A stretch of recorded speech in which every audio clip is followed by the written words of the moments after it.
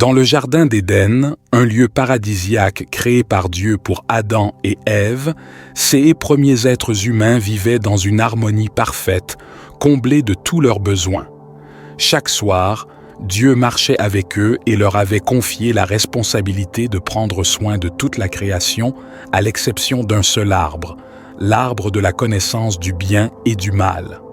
Dieu avait clairement averti Adam et Ève qu'ils ne devaient pas manger de son fruit, sous peine de mort. Cependant, un serpent rusé persuada Ève de désobéir, en lui assurant qu'elle ne mourrait pas mais deviendrait semblable à Dieu en mangeant le fruit interdit. Tentée, Ève mangea le fruit et en offrit à Adam qui en mangea aussi.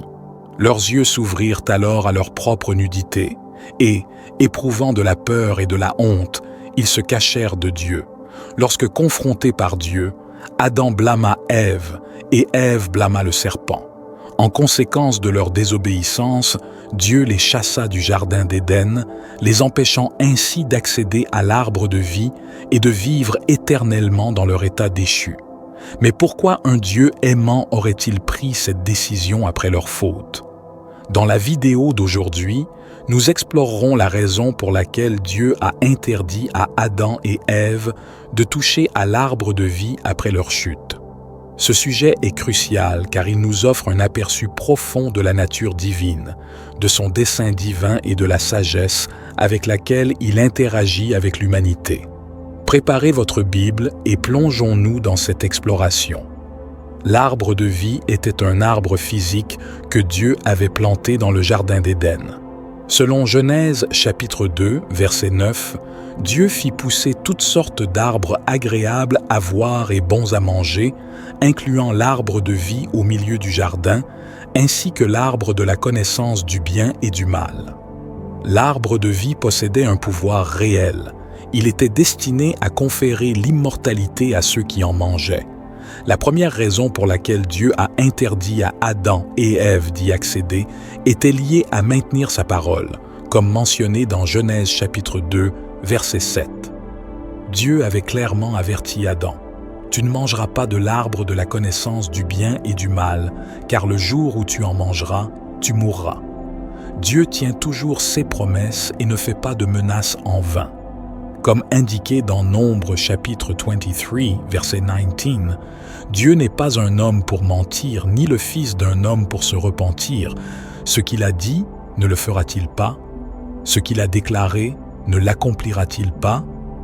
Dans 2 Timothée chapitre 2, verset 13, il est également écrit « Si nous sommes infidèles, il demeure fidèle, car il ne peut se renier lui-même. » Ainsi, Dieu reste juste et équitable.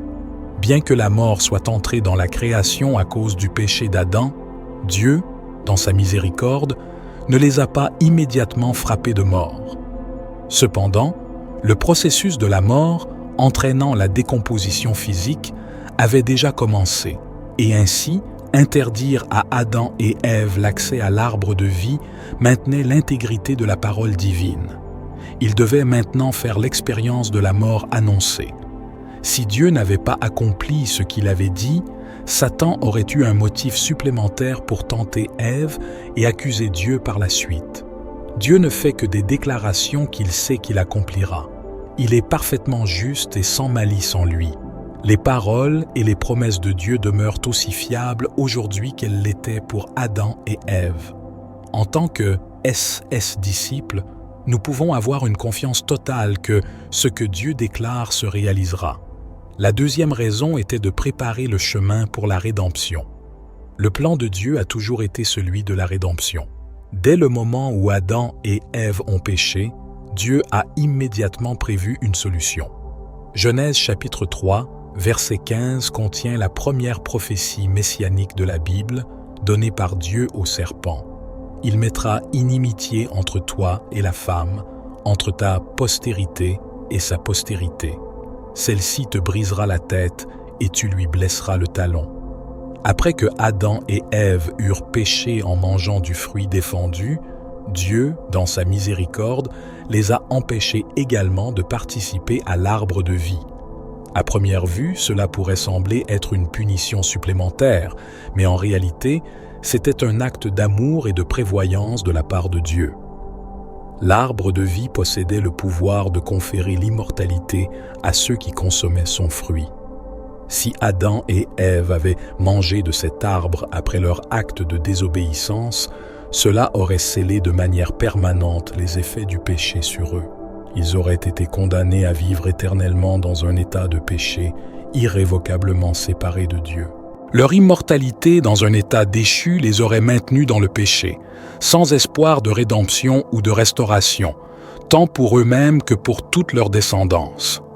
Ils auraient engendré des descendants également pécheurs, condamnés à une existence sans salut, semblable à celle de Satan et des anges déchus, éternellement en rébellion contre Dieu.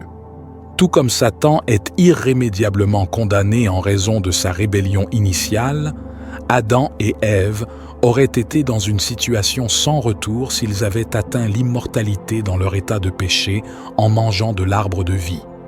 Par sa sagesse divine et sa miséricorde, Dieu a empêché Adam et Ève de prendre part à l'arbre de vie après leur péché.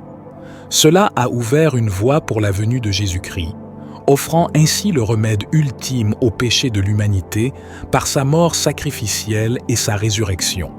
Jésus est devenu la source éternelle de vie pour tous ceux qui placent leur confiance en lui, comme il le déclare dans le chapitre 10. « Je suis le chemin, la vérité et la vie. » Jésus enseigne que personne ne peut venir au Père sinon par lui-même. Il est l'unique remède au péché introduit dans l'humanité par Adam. Seul lui peut briser la malédiction et nous racheter du péché, de la mort et de la séparation d'avec Dieu. Notre Père aimant et sage a préservé l'espoir de la vie éternelle pour une humanité déchue, en empêchant Adam et Ève de prendre part à l'arbre interdit. Comme il est dit dans l'Évangile selon Jean, chapitre 11, verset 25. « Je suis la résurrection et la vie. Celui qui croit en moi vivra, quand même il serait mort. » La vie éternelle ne peut pas être obtenue par un arbre physique. Elle ne peut venir que par la foi en Christ, qui offre la vie spirituelle.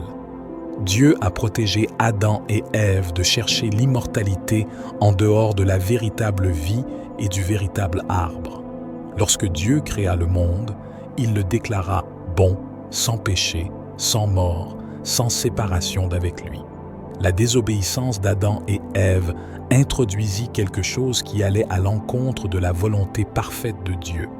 Participer à l'arbre de vie après leur péché aurait scellé de manière permanente les effets du péché sur la création.